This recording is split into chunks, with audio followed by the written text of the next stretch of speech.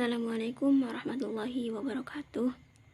Perkenalkan, nama saya Halimatus Sadiah. Saya dari Fakultas Saintek, jurusan Matematika. Di sini saya akan menjelaskan tentang materi yang telah disampaikan oleh pemateri-pemateri pada saat PBAK Universitas UIN Maulana Malik Ibrahim Malang. Jadi saya akan menjelaskan materi dari Profesor Dr. Sumbullah MAG, kemudian materi dari Dr. Haja Ilfi Diana SAG MSI. Kemudian saya akan menjelaskan materi dari Ketua Dewan Eksekutif Mahasiswa. Dan yang keempat, saya akan menjelaskan materi dari Ketua Umum Senat Eksekutif Mahasiswa UIN Maulana Malik Ibrahim. Dan yang kelima, saya akan menjelaskan materi dari Bapak M. Hasanuddin Wahid M.Hum. Dan yang terakhir, saya akan menjelaskan materi dari Dr. Anus Haji Basri MA PhD. Universitas Islam Negeri Maulana Malik Ibrahim memiliki 7 fakultas. Yang pertama yaitu Fakultas Tarbiyah. Fakultas Tarbiyah ini merupakan fakultas yang tertua yang ada di UIN Maulana Malik Ibrahim. Yang kedua yaitu Fakultas Syariah. Dan yang ketiga adalah Fakultas Psikologi. Yang keempat ada Fakultas Sains dan Teknologi.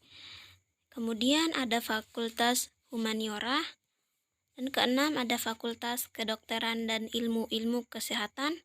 Dan yang ketujuh yaitu ada Fakultas Ekonomi. Kemudian kelebihan yang dimiliki oleh Universitas Islam Negeri Maulana Malik Ibrahim Malang dibandingkan dengan universitas lainnya yaitu yang pertama, UIN Maulana Malik Ibrahim Malang mengintegrasikan pendidikan ma'had dengan pendidikan petekin. Yang kedua yaitu pengembangan bahasa asing. Pengembangan bahasa asing ini meliputi pengembangan bahasa Arab, bahasa Inggris, bahasa Mandarin, dan lain-lain. Kelebihan yang ketiga yang dimiliki oleh UIN Malang adalah mempunyai rumah tahfiz Quran. Dan yang keempat itu mempunyai rumah moderasi beragama. Dan kelebihan yang kelima yang dimiliki oleh UIN Maulana Malik Ibrahim Malang yaitu memiliki perpustakaan yang telah terakreditasi. Yang selanjutnya yaitu kegiatan akademik. Yang pertama yaitu pendidikan dan pengajaran yang berlangsung selama minimal 8 semester. Itu minimal. Yang kedua yaitu ada 150 sampai 160 SKS. Nah, yang ketiga yaitu kegiatan akademiknya yaitu melakukan penelitian. Setelah itu yang keempat yaitu pengabdian kepada masyarakat. Jadi seperti PKL, KKN seperti itu. Nah, yang kelima yaitu melakukan ujian komprehensif. Yang keenam yaitu melaksanakan ujian skripsi. Yang ketujuh yaitu yudisium, dan yang ke-8 yaitu wisuda. Setelah itu ada mata kuliah pengembangan diri. Nah, mata kuliah ini adalah mata kuliah yang membedakan Universitas Maulana Malik Ibrahim dengan Universitas Islam Negeri lainnya. Yang pertama yaitu ada mata kuliah dasar. Yang kedua itu ada mata kuliah keislaman. Yang ketiga yaitu ada mata kuliah bahasa. Dan yang keempat yaitu ada mata kuliah filsafat. Kemudian sistem akademik yang ada di UIN Maulana Malik Ibrahim Malang yaitu yang pertama memprogram mata kuliah sendiri. Jadi semua mahasiswa wajib memprogram mata kuliahnya sendiri kecuali untuk mahasiswa baru. Yang kedua yaitu melaksanakan UTS atau ujian tengah semester. Yang ketiga yaitu Semua mahasiswa diwajibkan untuk melaksanakan UAS atau ujian akhir semester. Nah, bagi yang belum tahu apa sih visi dan misi UIN Maulana Malik Ibrahim Malang, visinya yaitu terwujudnya pendidikan tinggi integratif dalam memadukan sains dan Islam yang bereputasi internasional.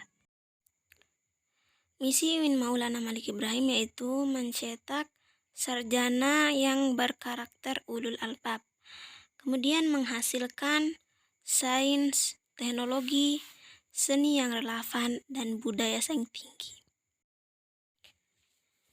Prestasi yang dimiliki UIN Malang itu pertama, akreditasi institusi sudah 2 kali. Yang kedua, pengelolaan Blue terbaik. Dan yang ketiga yaitu peringkat 2 PTKIN Webometrics. Yang keempat itu peringkat 3 PTKIN Jurnal Sinta. Prestasi selanjutnya yang dimiliki UIN Malang yaitu memiliki sertifikat ISO. Kemudian the best PTKIN Indonesia Universitas. Dan yang ketujuh yaitu perpustakaan unggul terakreditasi sudah 2 kali. 4 kekuatan yang dimiliki UIN Malang yaitu yang pertama, mempunyai kedalaman spiritual, yang kedua yaitu keluasan ilmu, yang ketiga yaitu kematangan profesional, dan yang keempat yaitu keluhuran akhlak. Adapun karya-karya dari alumni UIN Malang yang pertama yaitu untuk alumni pertama membuat kitab Syarah Fathul Qorib. Nah, dilengkapi dengan ayat Al-Quran dan hadis. Kemudian ada alumni kedua membuat kitab Fikih Ar-Roba'ah. Kemudian di sini ada DEMA, Dewan Eksekutif Mahasiswa. Ada fungsi, tugas, kementerian, struktur pengurus, dan program kerja. Kemudian ada fungsi DEMA, yang pertama sebagai pelaksana program kemahasiswaan, yang kedua sebagai lembaga yang mengkoordinir dan menginstruksikan pelaksana kegiatan kemahasiswaan di tingkat universitas. Kemudian tugas dari Dewan Eksekutif Mahasiswa yang pertama melaksanakan program kerja organisasi yang sudah disepakati Senat Mahasiswa. Yang kedua yaitu mengkomunikasikan dan menginformasikan kegiatan kemahasiswaan di tingkat universitas. Dan yang ketiga yaitu melaksanakan koordinasi dan sinkronisasi kegiatan kemahasiswaan. Kemudian ada kementerian-kementerian Dewan Eksekutif Mahasiswa. Yang pertama yaitu Kementerian Dalam Negeri, yang kedua Kementerian Luar Negeri, yang ketiga Kementerian Sosialisasi, Hukum, dan Politik, yang keempat Kementerian Agama, yang kelima Kementerian Pengembangan dan Kreativitas, dan yang keenam ada Kementerian Komunikasi dan Informasi. Di sini juga ada struktur Dewan Eksekutif Mahasiswa. Kemudian masuk ke materi Senat Eksekutif Mahasiswa. Nah, di sini saya jelaskan fungsi, tugas, wewenang komisi, badan pengurus, dan visi dari SEMA. Nah, kemudian visi SEMA itu terwujudnya Senat Mahasiswa Universitas sebagai lembaga legislatif, transformasi, kolaborasi, dan kekeluargaan, serta menjunjung tinggi profesional. Adapun fungsi Senat Eksekutif Mahasiswa yaitu yang pertama advokasi, yang kedua legislasi, yang ketiga pengawasan, dan yang keempat penganggaran. Wewenang Senat Eksekutif Mahasiswa yang pertama membentuk undang-undang yang dibahas bersama Presiden Mahasiswa untuk mendapat persetujuan bersama. Yang kedua itu menampung dan mempertimbangkan segala aspirasi mahasiswa. Yang ketiga yaitu memberikan mandat untuk pelaksanaan pemilu. Kemudian yang keempat wewenang dari SEMA yaitu mengawasi hasil sidang SEMA. Yang kedua itu mengawasi pelaksanaan program kerja dan kebijakan Dewan Eksekutif Mahasiswa. Yang keenam yaitu turut andil dalam pelaksanaan yang timbul di dalam negara atau di tingkat universitas. Wewenang SEMA yang selanjutnya yaitu menerima dan membahas usulan yang berkaitan dengan bimbingan tertentu dan mengikut sertakan dalam pembahasan. Yang terakhir yaitu memberikan peringatan atau memorandum kepada Dewan Eksekutif Mahasiswa. Di sini saya telah merangkum komisi SEMA dan badan pengurus harian, ada ketua, sekretaris, bendahara. Kemudian komisi A ada ketua dan anggota, komisi B ada ketua dan anggota. Kemudian komisi C ada ketua dan anggota. Kemudian komisi D ada ketua dan juga anggota. Kemudian ada peta sebaran kasus COVID-19 di dunia dan juga jumlah kasus yang ada di Indonesia saat ini. Kemudian kunci pengendalian COVID-19 itu jelas, yang pertama yaitu vaksinasi dipercepat untuk herd immunity. Yang kedua yaitu disiplin mematuhi protokol kesehatan 5M.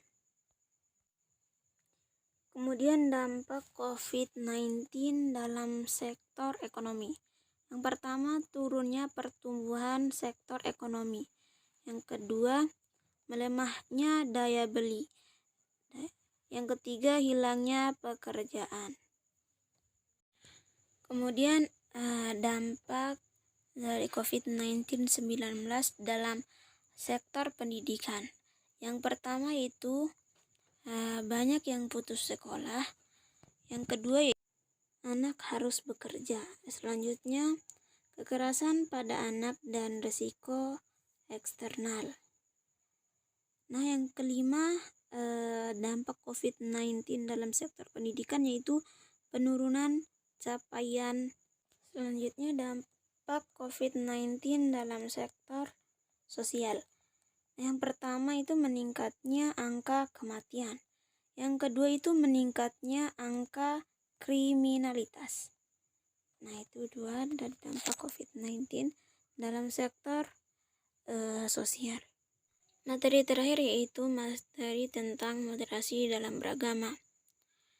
Definisi dari moderat adalah yang pertama secara etimologis yaitu wasatoniyah berartikan jalan tengah atau posisi tengah berkeadilan. Yang kedua itu secara terminologis yaitu pemahaman atau praktek keagamaan yang menjunjung tinggi toleransi dengan berpijak pada prinsip tawazun antar rasio logika serta konteks. Kemudian kenapa moderasi relevan dan urgen di Indonesia? Yang pertama, karakter Islam sebagai agama rahmatan lil alamin. Keadaban dan keharmoni inter dan antar pemeluk agama. Yang kedua yaitu histori Islam di Indonesia. Yang ketiga yaitu karakter masyarakat Indonesia yang lekat dengan kesantunan. Yang keempat yaitu ideologi bangsa yaitu Pancasila. Kemudian peran pemuda atau mahasiswa. Yang pertama yaitu mahasiswa harus memerankan diri sebagai agent of change dalam menguatkan dan mendiseminasi agenda moderasi. Yang kedua yaitu mahasiswa harus mengedepankan kepentingan kebangsaan dan keagamaan yang sesuai dengan prinsip demokrasi. Yang ketiga yaitu mahasiswa harus cerdas akademik, religius, dan berkebinekaan.